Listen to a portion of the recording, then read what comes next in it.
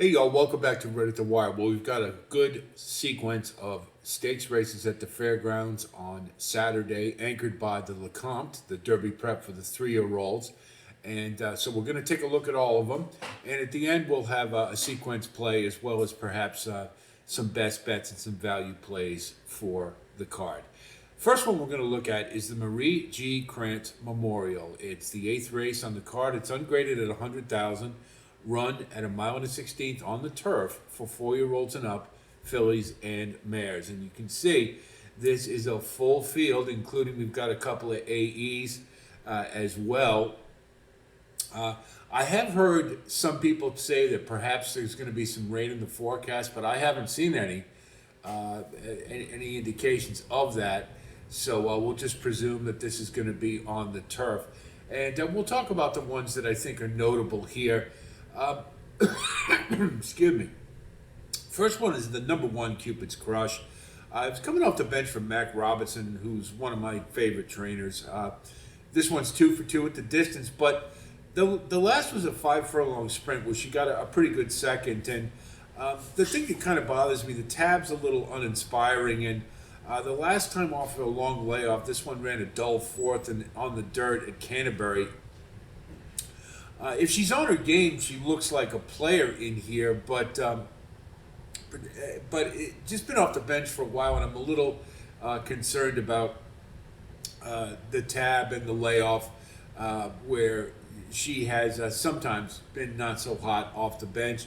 So at 4-1, to me, a Minnesota bred, bit of an underlay to me. So I'm going to look elsewhere. It may beat me, but I'll let that happen. Number 2, Lakota Spirit, one of the later runners. First and foremost, Shane Wilson is never to be underestimated on big stakes days. Last year, he killed me because he didn't look like his barn was clicking.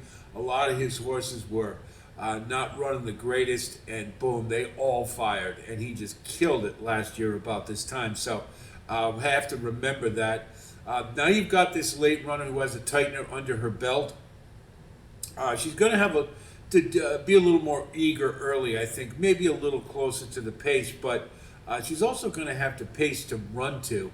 And in a race that's pretty well balanced and evenly matched, this is one that I think maybe is a sleeper. And at 15-1, you're getting a nice price. I'm going to use Lakota Spirit. Number 3, Stir Crazy. Note the loss of Jose Ortiz is going over to Nanda Dea, who we'll talk about. But this is a good spot in an ungraded stakes race for this one. Very consistent performer. Should be good position behind the speed. My concern is this one is a little hard to trust for the win. I mean, she always runs a good race, but has 9 seconds and gets beat. Just misses quite a bit. I've noticed that a few times. I've really liked this horse going into races, and I've been snake bit. So I'm a little gun shy with this one. I think it definitely can use for sure, but for me, it's going to be under mainly. Number 4, Strikingly Spun. This one has the back class to be dangerous here, especially firing fresh with Joe Sharp. Having Frankie Dettori in the irons, who has some familiarity with this horse, that doesn't hurt either. So I think Strikingly Spun is, particularly at 12-1, is certainly one to use as well. Number 5, Autism Community, is third off the layup for Jonathan Wong. And those of you who don't know, Jonathan Wong used to train Golden Gate quite a bit and was very, very effective. He has since moved to Eastward for obvious reasons. Third off the layoff is a very potent angle for Jonathan Wong. He hits at 26%. I really like the Blushing KD effort in the last for Autism Community, where she was shut off trying to move on the rail, but still was able to re-rally for what I thought was a decent third behind Stir Crazy and Join the Dance. And I think it's in a really good spot to move forward and is going to have pace to run to. Probably needs a little, would need a career effort top end wise, but I think represents some really nice value. And to spice up your exotics, I think Autism Community at 20-1 is certainly one you want to consider. Number 7, Austere. This one has been keeping some really good company, running against the likes of Buku, Style Points, and ran in the British Cup Juvenile against Porta Fortuna and Hard to Justify. This one has taken a little time. Brendan Walsh has been very patient, bringing this one along slowly. The last effort I really liked against Older for the first time. Showed some really good kick running late, and now firing fresh. I think this one is ready to have a big race and really move forward in the women's turf division. And at 10-1, I just think that's an outstanding price, and that's my pick to win it. I think value gets the job done in this race, which is very well balanced. So I'm going to go with Austere. Number 13, Nanda Dea. I really liked the debut at Keeneland. Showed some really nice acceleration in the stretch, though. I did note that Jose Ortiz kind of had to get after her a little bit to sustain it. It looked like right in the middle there, she sort of was just sort of idling a bit. So just something to think about. Nacho Correas can heat up at any time, so I'm not worried about the early slump of his barn. He's an excellent trainer, and this one, again, should be in good position and is a major player in this race for sure. Only concern I really have is this is moving up in class. Did run against a couple of these, has seen them already, but I just want to, I want to dip my toe a little bit with this one. And to me, Austere has perhaps a little bit more upside, and I certainly like the price better. But if you like Nanda Dea in this race, I wouldn't blame you for going on top with her at all. So we're going to take Austere at a price for the win in the Marie Krantz. Next one we're going to look at is the Silver Bullet Day, which is an Oaks Prep. It's the 9th race on the card, ungraded at 150,000 run and 1 mile and 70 yards for 3-year-old fillies. And this is another one that is a very well-balanced field, and it's really hard. You got to split hairs amongst these. We'll talk about the ones that I thought were the most interesting and that are ones you want to think about. I'll start with number 1, Chasen. A little green the debut, but he did get it together late to score. Didn't really demonstrate that big turn of foot that you like to see and that you do see so often from a Brad Cox charge. So this one may be a little bit more of a grinder. And it just kind of seems like an underlay at 4-1, particularly when you consider a lot of the Brad Cox maidens moving into stakes races have been a little disappointing.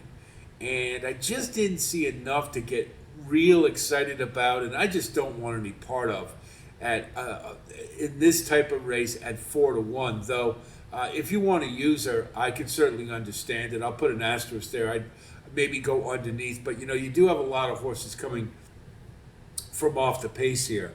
So to me, Chasen is sort of dubious. Number 2, Golden Gamble, makes a lot of sense here, and this is my pick kind of by default. She didn't run badly in the Untappable at all, I didn't think, but leaving her laugh alone to her own design early, she set soft fractions and just coasted home, and Golden Gamble just wasn't able to get to her. You don't have any overpowering speed horses in this race either, so you'd have to believe the pace is going to be relatively moderate unless, a horse like maybe Simply Joking or She's a Swede comes out and just tries to blow the doors off the field. So it does present another bit of a problem, is that this horse is going to, Golden Gamble's going to have to be more forwardly placed, and I think that's certainly possible. That's within her realm to do it, and so that's why she's my pick. She's certainly the most proven of the group here, and that one, is a must-use, I think. Number 3, Simply Joking. She got the diploma in a stakes race, which showing a lot of grit in the stretch, holding off What a Moon, so you have to be impressed with that. Whit Beckman's been red hot since the start of the meet, so you certainly can't ignore anything he's throwing out there. I really liked the acceleration at the top of the turn. Just did that very, easily. Looked very professional in doing so. The only thing I've got a question about, and I think it's a very logical one, is she's got double speed pedigree, Dubai underneath, and Practical Joke on top. Uh, this may be precedent going around 2 turns, but I think this horse is certainly one, if she can put it together around 2 turns. I certainly liked her effort better than I did Chasen's in the first start, if that gives you an idea of the comparison. Stranger things have happened, but to me, Simply Joking, probably going to be more of a pace factor. And at 3-1, as with that type of pedigree at the fairgrounds being, to me, it's a bit of an underlay, but she showed me enough that I'd want to include her. And, again, horses going around 2 turns for the first time, sometimes they can freak. And you may have that instance here, so I don't think you want to exclude Simply Joking. California Sunset for Brad Cox suffered from the slow pace, just like Golden Gamble and the Intappable, and probably is going to have the same type of scenario in this one. This certainly eligible to move forward, being a Brad Cox, but this one hasn't shown any signs that she can be more forwardly placed than where she is. So I think California Sunset is up against it with this race shape. Certainly one to use, and I would put underneath, but I think tactically is going to have some problems here. To me, the most interesting horse in this race is Gowl's Delight or Gowl's Delight. It's really rare to see a Kenny McPeak first to get the win. We know this. And he's had a couple this year. He had Handsome Pants earlier in the year. It looked like a world beater too. Didn't do so well following up, but this one did it very professionally. She stalked a moderate pace before drawing off and did so around 2 turns. You're probably going to have a very similar scenario here. The only question you have is there is no Lasix for this race. So we'll see, but she looked pretty good. And if she can progress with a tactical placement behind the pace, she definitely has a chance at a price. And I think there's a lot of ways you could go on this race. I would be very tempted to go with a horse like She's a Sweet or Bless the Broken if they were showed me just a little bit more, because there's just no pace in this race. And, the more prominent horses all like to come from behind. So, to me, there's a lot of horses with a puncher's chance in this one. And Gowl's Delight, I think, is really great value. And it to me, could very well upset the apple cart. So keep an eye on her. But we're going to go with Golden Gamble in the Silver Bullet Day. The Colonel E.R. Bradley is the 10th race on the card, and it's the third leg of the Pick 5, ungraded at 100,000, run at 1.16 miles on the turf for 4-year-olds and up. And like the rest of the races in this sequence, this is another one that is really wide open. It is very hard to differentiate between them. There's a lot of horses with a chance in here, and the one thing I would say is, looking at it race shape wise, you've really got not a whole lot of early speed, and for that reason, it's a fairgrounds. I don't think of as a track where you can wire too readily on the turf, but I think maybe there's a chance to do that here. We'll start with number 1, Northern Invader. It's hard to ignore anything from Cherie DeVoe, especially with Luis Saez aboard. And this is a first-time gelding who'll definitely have it his own way on the front end. He's displayed some talent in the past, but he's fallen short in the bigger races. This is a little bit of class relief, and I think that certainly helps. And perhaps the ultimate equipment change is going to help him relax a little bit on the front end, which should negate his tendency to fade or fold late. So with a lack of really appreciable horses who want to lead, maybe I'd rather be Blessed is really the only other one. I think Northern Invader has a really big chance to wire this field. You'll look here and see I really haven't picked anybody that I'm firmly on top of to win, but if I had to pick one, it'd probably be one of two. It would be either Northern Invader or the next, number 8, Higgins Boat. I like the race 2 back. sitting off the leaders, then pouncing late. The one following that was off the turf, and I don't think that's a good gauge of what a horse can do back on the grass. Aside from Northern Invader, and I'd rather be blessed, there's no speed to his inside, so he should be in prime position with a tactical edge over the abundance of late runners here. I think Higgins Boat is a major player here and a prime win candidate to be sure. Number 7, Gigante. He won with relative ease in the Di Liberto, but it was a small, depleted field, and it was a decent field. And so this one, he's going to try to grind it out, which is what he does. I just wonder if the race shape may be against him, just because there just isn't a whole lot of pace, despite the fact that you look, there do seem to be a lot of horses who want to be up near the lead, but I really don't think anybody is going to be too terribly keen to take command aside from Northern Invader or Higgins Boat. So I just have a feeling the fractions are going to be light, and that may work against Gigante a little bit, but I think he's a horse you certainly have to use. Number 11, Wadsworth. I really don't know what happened to the Prairie Bayou last time at Turfway. He had every chance to win that race.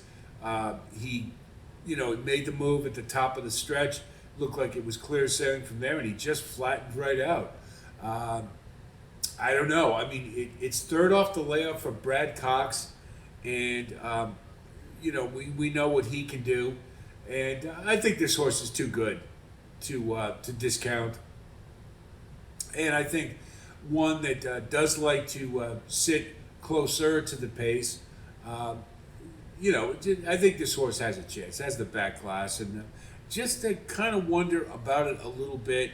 That last one really left kind of a bad taste in my mouth, but I just have a feeling this one's going to rebound. So I'm going to use Wadsworth as well. Now, to fill out the exotics, and I don't think they're win candidates, are number 9, What Say Thee, and number 12, Money Supply. Money Supply primarily for the back class. This horse loves to win, loves to compete.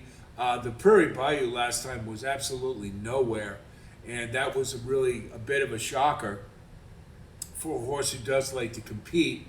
And you just have to wonder if maybe, I don't know, if Father Time's catching up or whatnot, but just doesn't appear to be in great form. But I think could probably still rally and get up underneath. There is a lot of dead wood in this race, horses who are kind of off form or not good enough. So to me, class will win out, so Money Supply is one to think about. Then What Say Thee, won last time, is another old hard knocker, but is in good form. And that's enough for me to include. That's contrary to quite a few in here. So throw What Say Thee in there. Hopefully you get a little bit better price than 6-1. But again, to me, this is a real tough race to choose. But looking at it, I'm going to go tentatively with Northern Invader. But I like Higgins Boat as well. And to me, it's a choice between one of those two in what I think is a very tightly contested race in the Colonel E.R. Bradley. Okay, so let's take a look at the last two, and then we'll take a look at what our Pick 5 sequence looks like. The Louisiana Stakes is the 4th leg of the Pick 5. It's a Grade 3, 11th race on the card, running a mile and a 16th for 4-year-olds and up. And there's a lot of familiar faces here that we've seen before. There's not a whole lot of new shooters. I guess maybe Maycox Bay onto the stake scene is a bit of a new one, but you look at this field and you look at the race shape here, and I think everything to me points to Skinner. You've got plenty of early pace in Pipeline and Track Phantom. Cook Creek is going to be right behind them, along with Comoribino Omoide, and even Maycox Bay will be right up alongside. So there is plenty of early lick here for a track that with a long stretch favors closers, and I think it's like the handcuffs have come off for Skinner. He's finally out of California on those speed favoring tracks. He's coming in good form. I just think everything sets up exactly right for Skinner. Cook Creek, I think, is one you want to consider, mainly because he's getting Lasix, and he seems to run a lot better with it as opposed to without, and that is a significant change. So I think Cook Creek is one that you can think about certainly to be in the mix. I don't know that he's got enough on the top end to take it, but one certainly you want to use. Maycock's Bay, to me, this is sort of a now or never for this horse, in my opinion. Had a very solid effort in his last race. He's coming in good form, and in a race where, you know, the top end, the chalk, I mean, Hit Show, Cook Creek, they're a little on the vulnerable side. So if this race is going to be won from a horse stalking the pace, I think Maycock's Bay makes a lot of sense, especially at 10-1. There's tread on the tires. He's a 4-year-old with upside, and I think he's one that you have to include here. Hit Show is, you know, he's not quite the horse that he used to be, meaning you could always count on him to bring it every single time. Last couple, not so much. He is certainly fresh now, and I think that's a positive. And he's certainly one that can win this race. I mean, grade 3s are what he does. He's right in the class that he should be. And he should be, he's going to have, you know, probably sitting about mid-pack and be in good position. And he will have a bit of a tactical edge over Skinner. The question will be whether or not he brings his A effort. But he's certainly a win candidate here, without a doubt. You have to use him. Going to throw in Warrior Johnny here for Phil Bauer. Never like to throw out any of his horses. He's very consistent, honest trainer. You know, they always give an honest effort. But Warrior Johnny is a little mercurial. But in this field, again, with the race shape, I think maybe is favorable to him. I'm not sure that he's going to throw one of those triple-digit Brisnet numbers up again. But I think he's one that you certainly have to consider and throw in the mix. But again, I think everything sets up exactly right for Skinner. And, you know, with Cherie DeVoe taking over, I think she's had plenty of time to get her training into the mix. Jose Ortiz, I just think everything sets up for this horse. So let's go with Skinner on top in the Louisiana Stakes. And now we come to the featured race, the Lecomte Stakes, a grade 3, 12th race, running 1 mile and 1/16 for the 3-year-olds, and this is a Derby prep. I would encourage you, for a really in-depth analysis of this race, to go back to my individual posting that's already out on the channel. So we'll do a deep dive with each individual contender there. We'll just short shrift it here. Looking at this field, you know, this is a tough one, especially because of the post positions. Namely, the favorite Built being marooned out in the 13 hole. That is an awful tough place to be at the fairgrounds, especially for a horse who wants to be up near the lead. So he's certainly going to have to gun it early to get to where he wants to. Not to say that he can't overcome that impediment, but I think he's a little bit up against it. Innovator, I think if he does what he normally does, he'll go to the lead and try to take him all the way. But I remember last year with Just Steel, that was his running style until they got to the 2-turn races, where the coach really made an effort to teach him how to rate. And I wouldn't be surprised if he takes Innovator off the pace in the 2-turn race. And then, who knows, if he learns his lesson well, he could be dangerous here. He has the back class, and at the very least, I think he's a good candidate for under, especially at 10-1. Excuse me. Magnitude, to me, is just, you know, he is what he is. He to me, reminds me a lot of Midnight Bourbon. He's just a really good horse, tries hard every time. He just doesn't quite have that top end to get over the hump. And I think that's what you have with Magnitude. He's liable to get better as the year progresses. But right now, I think he's a good candidate for under, and that would be the extent of it. Optical, I liked a lot in this race. I don't necessarily like him to win, but Keith DeSormo was 28% first-time blinkers, and this was a horse who has demonstrated that he will compete. He needs to get faster, without a doubt, but he's competitive. And at 20-1, maybe the blinkers give him a little more focus, keeps him in the mix, going to have a little bit of pace to run to, And I think optical is one that I want to use primarily for underneath at 20 to 1. Calling Card is, I like this horse. I loved his maiden score, showed some nice acceleration. Next start around 2 turns, not quite so good, but he ran okay. It was a race that he really didn't have much of a chance to win, but he did keep on pretty well, and I think he's liable to run a little better now that he's got a 2-turn race under his belt. So to me, Calling Card at 12 to 1, late runner, probably the best of the late runners. I think we can use safely underneath. I settled on Disco Time to win. I really liked the maiden effort. He's 2 for 2, hadn't done anything wrong. Brad Cox, Juddmonte, there's a lot to like. Flo's going to get him. I think, he likes to ride aggressively. He's to the inside of built, so he's got a little bit of an advantage. Not much, but enough, I think. Can get himself into good position and should be ready to pounce going into the stretch. And I think he's very logical to take a move forward. 9 to 2, I like the price a little better. It's not by much, but I'm going to take Disco Time to win the Lecomte Stakes. So we look at our pick 5 ticket, and you see we're going to go and this is a tough sequence. It really is. I mean, if we hit, we're going to get paid. There's definitely be some prices here, I think. In leg 1 in the Marie Krantz, we're going to go with 2, 7, and 13. In the Silver Bullet Day, race 9, we're going to go with 2 and 6. In leg 3, the Colonel E.R. Bradley, we're going to go with 1, 7, 8, and 11. I think that's the race we have to spread the most. In leg 4, the Louisiana Stakes, we're going to go with 1, 5, and 10. If you want to cut it down to Hit Show and Skinner, I don't blame you, but I'm throwing Maycock and Bay in there as kind of a wild card for a price. I think this is a sequence where you need to find value, and if you can economically put it in, you need to. And then leg 5 in the Lecomte, we're going to go with 7, 11, and 13. The Lecomte to me looks a little on the top heavy side. I don't really see any horse that I think is going to emerge at a price to take that one down necessarily.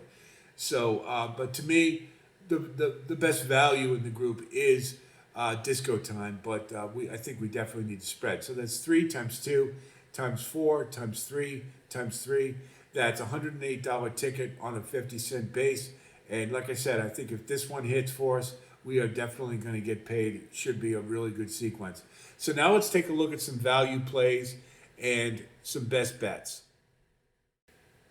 So let's take a look at some best bets and value plays. I think the best bet on the day for those 5 races, or the 5 stakes race sequence, to me, is Skinner. I just think everything sets up perfectly well for him, and he's finally at a track that favors his running style, and he's got pace to run to. Skinner, to me, best bet on the day. Value plays, I love Austere at 10 to 1. I think he's got some major league upside, and I think he's a steal at that value. Gull's Delight, if he can run back, or she rather can run back or build off of that maiden around 2 turns, has a scenario where she could upset the apple cart. So I think that's a pretty good value play with Gull's Delight. And then in race 11, Maycock's Bay, I think it's kind of a now or never to me for this horse, but I liked what I saw around 2 turns the last time, and building off that, some of these horses may be a little long in the tooth. Maycock's Bay with some upside if you can move forward at a good price, good value play. Then I threw in a pick 3. We're going to build it around Skinner as the best bet, so we'll single in race 11. But then we'll go with the 2 Kenny McPeaks, Golden Gambler, or Gambling Girl, I can't remember her name, I'm sorry, and Gull's Delight. And then we'll spread in the E.R. Bradley with 1, 7, 8, and 11, with accenting the 1 and the 8. I think that's a race that's probably going to be run, or won rather, on the front end. So just to spread a little bit, that's 2 times 4. It's an $8 ticket on a $1 base. So hope our analysis helps you with your own wagering strategy as always, and we'll wish you the best of luck. Should be a real fun day of racing. I definitely think there's going to be a bomb or 2 in there. It just has that feel for it. The races are incredibly well balanced, so it should be a fun day of racing at the fairgrounds. Always is. If you do like content like this, of course, please like and subscribe. And thanks to all of you who have come on board. That's it from here. I'll talk to you soon. And until then, be well.